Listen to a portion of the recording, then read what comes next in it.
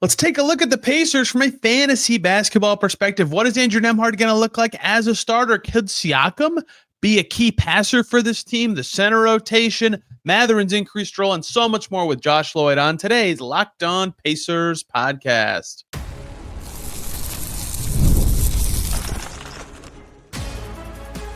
You are Locked On Pacers, your daily Indiana Pacers podcast, part of the Locked On Podcast Network.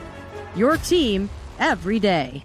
What's up, everybody? Happy Tuesday, and welcome into another edition of the Locked On Pacers podcast, where we, of course, talk about the Indiana Pacers. As always, my name's Tony East. I cover the team for Forbes, and today, one of the great shows every August here on this feed, Josh Lloyd, who hosts Locked On Fantasy Basketball, grills me about the Pacers. We get into all sorts of stuff that you need to know about the team, the changing roles of Andrew Nembhard and Benedict Mathurin. Could Pascal Siakam actually be a key passer for the Pacers? The center rotation, who's going to play off the bench? Could Jarrett Walker play five? Josh, from his fantasy perspective, actually has maybe the most insightful questions from an outsider's perspective because he's tracked these players for like years. You know, Siakam's in and outs in Toronto and all sorts of stuff. Really great conversation today, and you get to see him type the word center with R-E at the end instead of E-R because he's Australian. It's wonderful. Let's get right to it with Josh Lloyd. To talk Pacers, it is, of course, the one and only Tony R. East. Tony, welcome back to the show. Happy to be here. Very different year for the Pacers coming, Josh. It is, of course. We can just get that out of the way now because Tyrese Haliburton is out for the season with a torn Achilles tendon. We're all well aware of that, but now it comes down to what do they do? Not only that, but Miles Turner is gone, of course. But I want to talk about Haliburton to start things off here because that's the big thing. We know that he drives so much of this team, and we've seen in the past when Haliburton has been out during the season that Andrew Nembhard shifts over, he takes on the starting point guard role, they go with a Ben Shepherd or a Benedict Mathurin in that starting lineup next to him. But while Nembhard's had some really big successful moments in the playoffs, I would say that his time replacing Tyrese Haliburton as the point guard in the regular season hasn't been as successful. He doesn't seem to have the efficiency. His usage doesn't seem to spike that much. His passing isn't as on point. You see guys like TJ McConnell probably performing better even though it's a bench role.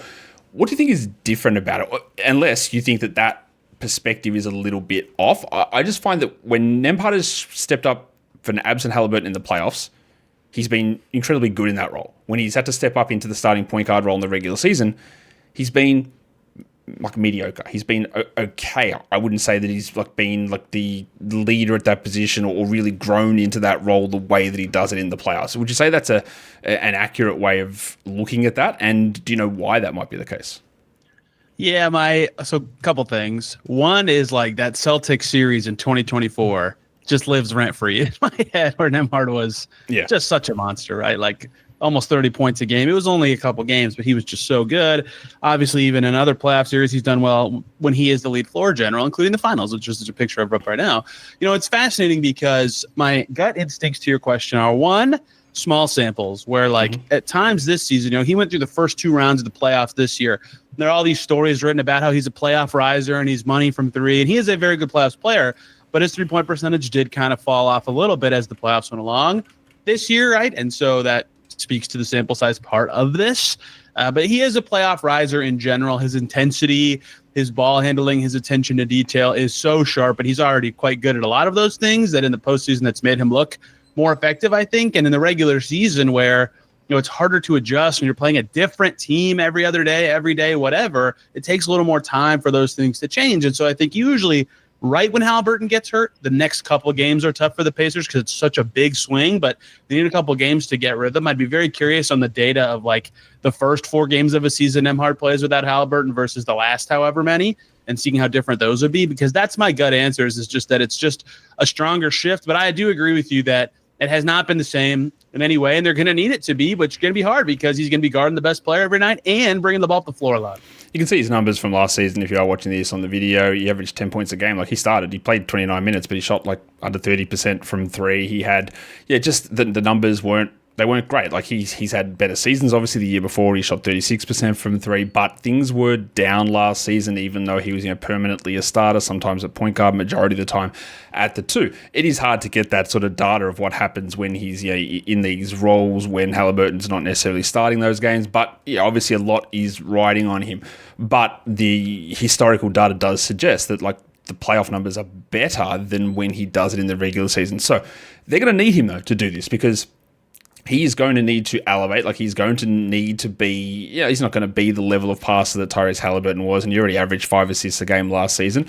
But he's going to need to do a lot more. What do you make of the poor 3-point shooting numbers from Nembhard? Yeah, I think of him as a decent shooter, right? Because he had so many clutch ones and his playoff numbers are so enormous. But it's interesting, especially because a lot of threes he takes in the past or the last couple of years have been as a 2, where Haliburton is getting the offense moving and setting things up. And so the fact that his percentage isn't as high as it seems like it should be or is because he hit so many big ones is man, what level of shooter is he really? He's far enough in his career that I think there is a sample that average would be a nice goal for him this year. Hit league average on a good number of attempts, but he's going to be taking harder threes, right? He's going to be handling the ball more, and Tyrese Haliburton's not going to be on the team. I think you can make that case for a lot of Pacers players that they won't quite be as good this season because of that from a jump shooting or general play finishing perspective. So Nembhard especially is going to probably have the highest increase, not only in responsibility, but in difficulty of shots. And so for a guy whose percentages, are up and down and have some moments where it looks like the best player ever and some where it's man, he can't make a 3 for a half a month, that's going to be a really important trend to monitor. Off the top of your head, do you know what his playoff 3-point shooting percentage is? 45 or 46. Yeah, it's 47.3% over 40 playoff games at 33 minutes. It was over 50 at one point, in the conference finals this year. It was crazy. So he was 46.5 last season. Yeah, look, the attempts aren't huge. 3.7 per game for a starter it's low. It's incredible. It's actually quite low for a shooter. I would think if you're a 47% shooter, I'd want you getting up 8-9 of those a game. That's a lot, man. Malik Beasley, if he's shooting those numbers, he's shooting 15 of them. He's putting bets on if he's 14.5. Over under how many 3-pointers he's going to take, but he's getting up all of them. You're shooting at this level and you're attempting 4 a game. It's really low. And again, that's where sample size comes in. What is he? Is he a terrible shooter? Is he 29% or is he the best shooter of all time? Obviously the reality is somewhere in the middle, but the reality we've got to find out now is it 38, Tony, or is it 35 from 3? Because they're both different things. And does he start taking more of them? Because that was clearly a thing that didn't happen. He's not a high usage player. He had 16 usage. He's going to need to bump that significantly this season. And I am a little concerned of just what that does and whether he's actually got that ability to ramp that up to that level. I guess that brings me to the second part of this, is Benedict Mathurin locked in as the guy next to him, and will he be the bigger usage riser in that spot? Yeah, Rick Carlisle did say that on Caitlin Cooper's podcast a few weeks ago that Ben Mathurin will be the starter. Logically, that makes the most sense. He was a good player as a starter last year, filling in for Nesmith in that time when Nesmith was out for 40 whatever games to start the season, and it was tough for them to switch back, but it was the right move. In the end, Mathurin can start, but it's different than last year, whereas last year, the key things for him when he was the 3 was make quick decisions and defend.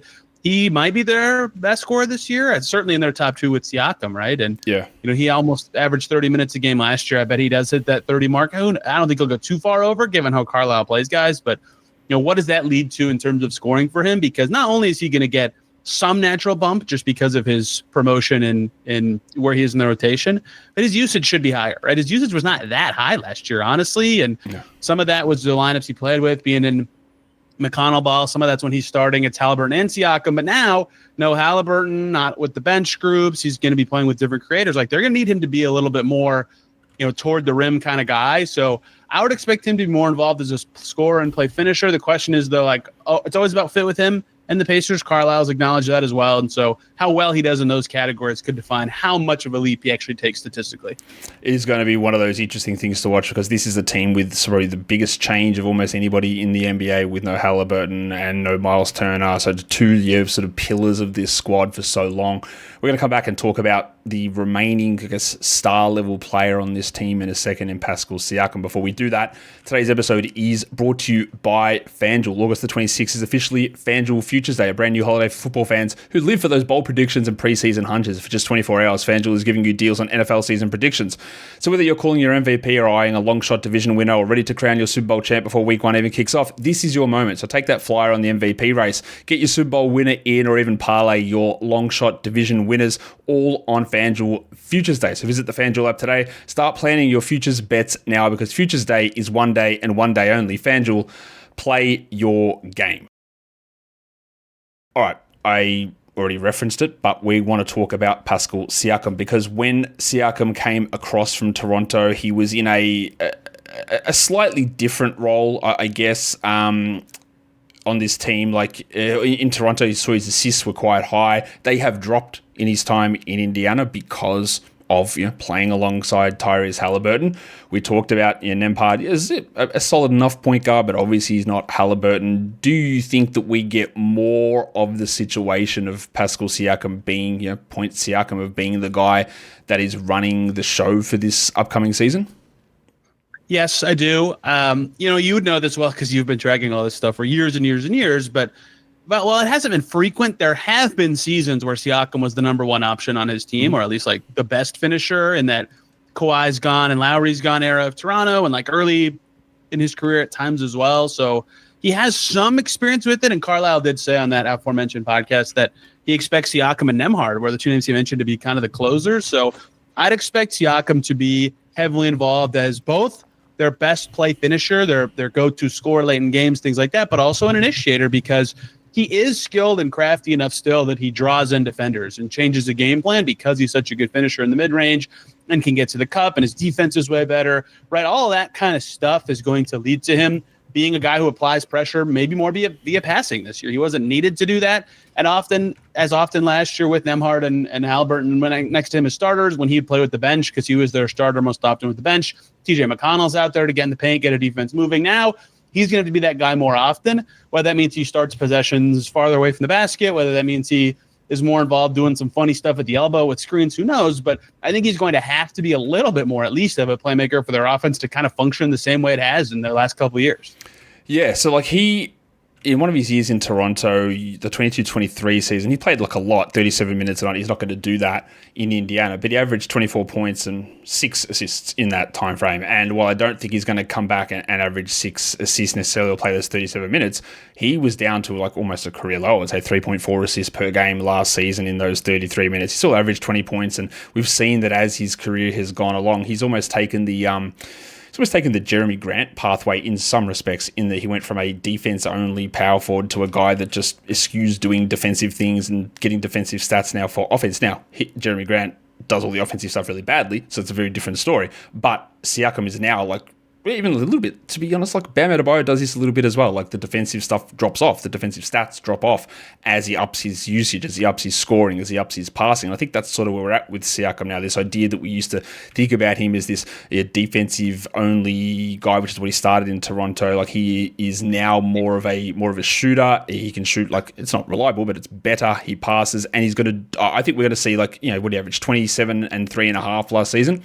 I would expect that jumps up, 22, 23 points, 5.5 assists maybe, and you'll get that usage pumping like it was a 24. Like it's going to go 26, 27, I would guess, as he runs the majority, because he is obviously, I think, the best player on this team and the most skilled player at initiating offense. Yeah, it's going to be fascinating to see how that balance swings, because a big part of them becoming and like actually good defensive team last year was that he was a great defensive player for them. Like having a reliable forward defender was important. Now, to your point, that didn't lead to like statistical shifts. It's not like he was getting a bunch of steals or blocks or really upping his rebounds, although he was a somewhat reliable rebounder for them last year. How much can he do that? And it's the same question with Nembhard. How much can he do that and still be the guy they need him to be offensively now, which is going to be much more creation responsibility, even more screening, right? Just being a threat in general, being around the play. It's very demanding. He played 78 games last year, but Carlisle's thing, like I wrote a whole story on this last year, is he's very conscious about minutes caps and making sure his guys are ready to go for a postseason. Now, granted, the Pacers might not make the postseason, but I don't think they're going to have anybody above 33, for example, minutes per game. So like Siakam has a cap on that, then what can he do if his role is different? How's that going to impact his defense? I think more offensive stats, and maybe he's just a little bit less impactful defensively this year. Yeah, I think that's a fair enough expectation. I think the minutes is going to stay that way. They had success playing at last season. I think they'll do it again. It's because, obviously they lose Turner, they lose Haliburton, but it's not like they're still not deep. Like they've still got enough guys they can cycle in with, Obi Toppin, Ben Shepherd, TJ McConnell, maybe more for Jarris Walker, maybe dunking legend Johnny Furphy can do more. Even I wouldn't be surprised, Tony. We've seen Carlisle pull surprising sort of moves at times. Like if we saw Cam Jones start 10 games this season, just or someone's hurt, let's chuck the rookie in, see what he could do. I wouldn't be shocked. Honestly, I'm not expecting it, but Jones is a guy that sort of moved between being a point guard and a shooting guard in college, and we saw him do it with Ben Shepherd. His start, play 20 minutes and see what happens. He'll have, if things work out as, and he has that level of confidence, he's okay with trusting those players in those roles and chucking them in there. And even someone like Quentin Jackson, who's, probably too accomplished to be on a two-way contract, but he'll get opportunities, and we'll see all these guys. So he's not going to run the Nick Nurse 38 minutes for these starters because they're my only good players, because the depth is still there with most of these guys. I guess when we talk Siakam, it does lead on to a little bit of his backup, and that is Obi Toppin, who I don't know, he's a guy that I think that in the role that he plays at times is incredibly successful. But and we know the Pacers already tried this before they acquired Siakam, when they signed him to be a starter, and it didn't work, and he was replaced by Aaron Nesmith. Do you think that there is more that Toppin will do or be asked to do this season, given the absences, or is the role that he plays at the moment really how you optimize it? If you ask more, it probably makes everything else worse. Yeah, it's funny you say Aaron Nesmith. I would consider his replacement to be Jalen Smith for that 3 weeks that they went double big again before they did the Siakam trade. It was one of the two. Jalen Smith. Yeah, it'll be interesting to see what Toppin's year is, because a big part of the pitch of starting him those couple years ago that you mentioned was the idea is he would fit really well with Tyrese Haliburton, and that's where he would be at his best. But as time has gone on, he's improved his three enough that he fits in any lineup, right? So they can reliably play him off the bench with McConnell and not as often with Haliburton, and it still works. So I wouldn't imagine too much shift from him. It'll be an interesting year. What is interesting, Josh, is it's very possible to me that their best five has Toppin at the 5, right? Instead of Jackson or Huff or something like that. I don't think they're going to start Obi Toppin at center, but it's very possible that his role looks a little bigger, or he has more critical responsibilities this year because of that. And so I don't think his role, traditionally in just a normal regular season game, will be so much different than last year. He fits with the bench. Maybe he plays with Siakam more often than last year, but that's where I think you'll see the most difference. And they've gone to that in the playoffs when Turner has struggled, or when they don't want to push the Tony Bradley and Thomas Bryant button the last couple of years. They've been totally comfortable with Toppin at the 5 against lots of other teams, not because he's defending so well, but because he gives other team centers tough challenges defensively. So I think it's very possible that is something that's broken out. Maybe not a lot, but somewhat often this season. It was kind of reliable last year at times too. You're preempting my final segment question, where we are going to talk about the center rotation, but I do think that Toppin is going to have to play more now. Obviously, his rim protection is bad. He's not Miles Turner, and if you've got a Siakam Toppin combination out there, your level of rim protection is not particularly ideal. Your contest rate is 62nd percentile according to Crafted NBA, which is not great. His defense is in the 36th percentile at the rim, obviously not great. He can't defend. As simple as that. He's just not a good defender. He's not strong at that, but he does provide those differences offensively. And Carlisle is a coach that has shown abilities to adapt to many different situations and many different teams, and he might just be okay, cool, we don't have Miles Turner anymore. We don't have the ball movement of Tyrese Haliburton. We're just going to do a whole bunch of different stuff now. We're going to overwhelm with a different sort of offense. We're going to attack the boards. We're going to speed and more transition and up the pace and all that sort of stuff. There's many different ways that they can go about it this season, and Carlisle's probably one of those coaches that you feel more comfortable in. You're pushing those right buttons, I guess, to get that happening or get that change. Which we won't really know until the season sort of starts or preseason starts, if there is any change going. But I do want to come back and talk about the centers, because I do agree that we will see a little bit more from Obi Toppin. Not that, again, I don't think he's going to start playing 27 minutes a night or anything like that. But we know they lost Miles Turner. Thomas Bryant was playing backup center minutes for them last season, and they won't be having that this season. But they have a lot of centers still. They brought back James Wiseman after they waived him after his Achilles tear. Tony Bradley, who was serviceable, weirdly enough, in the playoffs at times. But the big thing is going to be, speaking of Achilles, the return of Isaiah Jackson from an Achilles tear, who I would imagine, Tony, if he hadn't have torn his Achilles, would have probably been the favourite for this starting job. But they also made a trade, which is a little bit of a weird trade with Memphis. I'm not sure why Memphis made this deal, but they get Jay Huff, who on a per-minute basis last season put up really strong numbers. He shot the ball really well.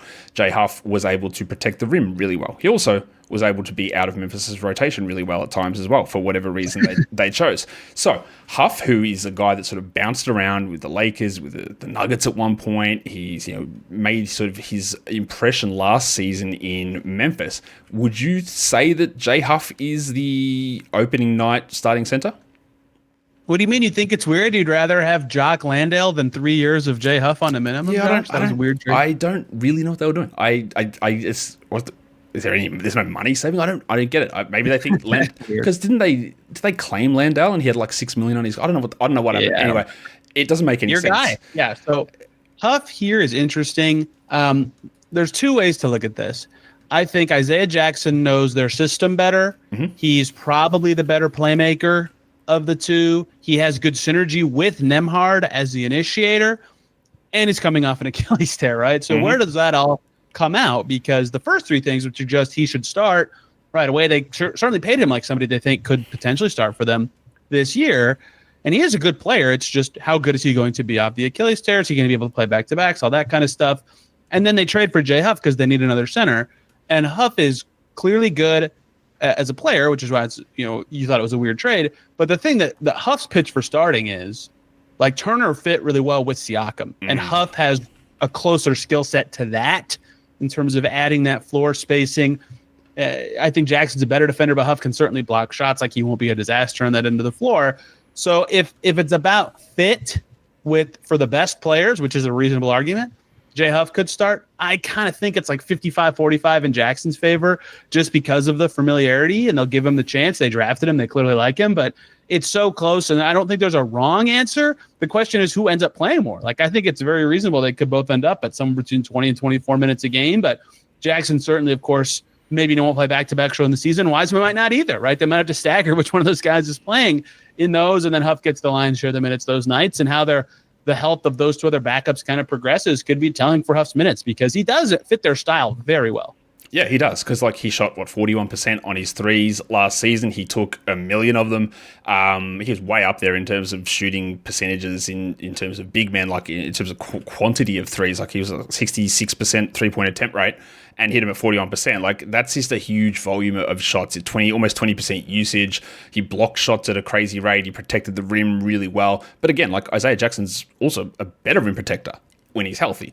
And they chose Isaiah Jackson over Jalen Smith the previous offseason. Jackson's had some moments in and out of Carlisle's doghouse. You'd see him and Smith sort of alternate roles at times as the backup center, even though it did appear to me that Jackson was always that better player, but he hasn't developed that 3-point shot. And I sort of agree with you in that if there was no Achilles tear and Jackson just had his regular backup season last season, he'd be starting and there wouldn't really be a question about it. I'd be very comfortable in him playing 26 minutes a night and going. But now I'm not. Like, that might change midway through the season. But if Huff comes out and starts and is knocking him down at 40%, he's blocking 2 shots a game, and the defense looks all right, and he fits well with these other guys, then he probably just Jackson doesn't have enough organizational equity to push him out of that role. Like, I'm back, guys. It's time for the Isaiah Jackson show. Like, I don't think he's got that level in him, but he is, Jackson, an interesting player. Like, both of these guys, especially for a fantasy point of view, have incredibly interesting profiles in that they block shots, and Huff's got the 3-point shooting and Jackson's got really high field goal percentage numbers. But it is this question of like the unfamiliar player versus the serious injury returnee that's coming through. And I do, and we know what Carlisle's like also, Tony, is that like this will probably change every couple of weeks in terms of how they're playing, and we already saw him limit Miles Turner's minutes at times. It could be one of those, just, I guess we'll find out every single night how it's going to go. Yeah, matchups could matter, certainly, right? And it's always hard to know how often you should go to that in the regular season. And again, I think that back-to-backs, 3 and 4 nights, whatever, they have to be careful with Jackson. Like, Jahlil Okafor was on the Pacers for all of one game last year, but he tore his Achilles a long time ago. not a long time ago, 2023. He said it took him 9 months to play again and a year and a half to feel like himself again. So if that's the timeline for Jackson, he'll be ready by opening night, but he might not look like Isaiah Jackson until January-ish or something. That's someone else's timeline, but still. So he might not even be, even if he's healthy, he might not be as good right away. So that's perhaps another argument in Huff's favor. At least Jackson's only 23, right? So he will lose something, and part of his appeal was just like this crazy sort of running, gazelle-like, springy, jumping, shot-blocking center who gets up for lobs, and you're going to lose a little bit of that initially, and you're right, like you shouldn't expect full, whatever full Isaiah Jackson is immediately because of this recovery, and that's what makes Huff, I guess, for me, the more appealing early season sort of guy here from a fantasy point of view, just because I think it's going to be him. I'm not really worried about Tony Bradley, not really worried about James Wiseman, but I do think that you'll see those four centers. You will see Obi Toppin there, and that's going to sort of keep limits on a lot of these guys, as we know that Carlisle is going to mix and match. I will throw one other name in the mix, and this is a player that was taken high in the draft and has honestly just done nothing. And that's Jarris Walker. And at times his comp was, he's like a Draymond Green. Like, he's this defensive guy that's small ball center and he'll pass. And then Carlisle had him, obviously he had him at power forward, and they brought in Obi Toppin and he didn't play then. And Siakam came in and then they tried him at the 3. And he's had little flashes. But overall, it's been relatively disappointing for Jarris Walker. Do you think that they're still pushing him more to be that perimeter 3-4 versus the 4-5 that there was some that thought he might be coming out of the draft? Yeah, I do. I think that, especially with the way that things have broken out with who left and who's hurt and all that, I think that the plan right now for the bench would be McConnell, Shepard, Walker, Toppin, and whoever the 5 is the 5 guys who play. Not that they'll all 5 play together all the time, but that leads to Walker playing the 3 when everybody is healthy, or the most naturally behind Nesmith. Now, the thing is, with his versatility, he can play any front court spot. They can move Mathurin around. They can move Nesmith around. He'll play other positions all the time with that sort of positional versatility. But last year, that's how he played, as he was the first guy in from injury. Now it's Furphy. Furphy might want to play the 4. Maybe they want Jarris at the 3 or vice versa. Who knows? So I don't know if they'll ever go 4-5 with Walker. Naturally, it does make sense, but I'm so sick of the next Draymond for any player. It's so terrible. Literally any player, dude. No one is the next Draymond. He's so unique. That's why he's so good.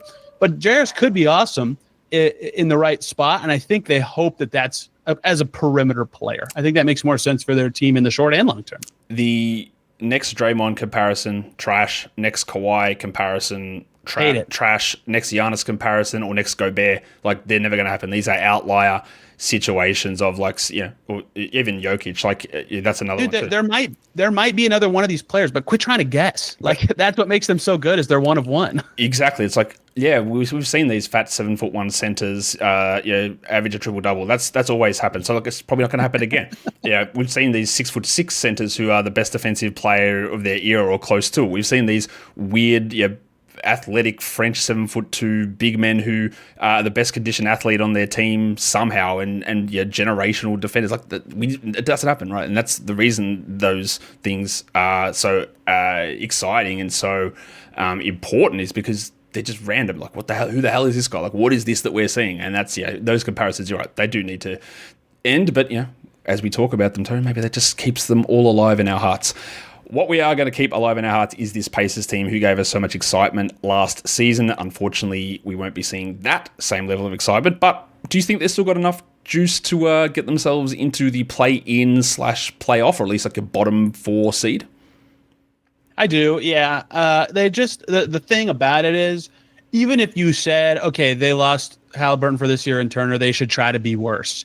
Well, the guys that would play, if you said play your young guys, that's who's playing anyway, right? Yeah. They're not an old team at all. So their objectives on either kind of season are similar in who they play. Maybe after 65 games, Furphy plays a little more, Cam Jones or something. But I'd imagine that they're, even without, maybe Haliburton makes everybody else so good that this is a stupid point. But it's very possible that they're still somewhat competitive. They have an all-star from last year on their team. Their whole rotation is good players and Furphy. So I think they'll still be, where you just said, somewhere in that 7 to 10 range, fighting for a 500 record, and maybe they make the playoffs again.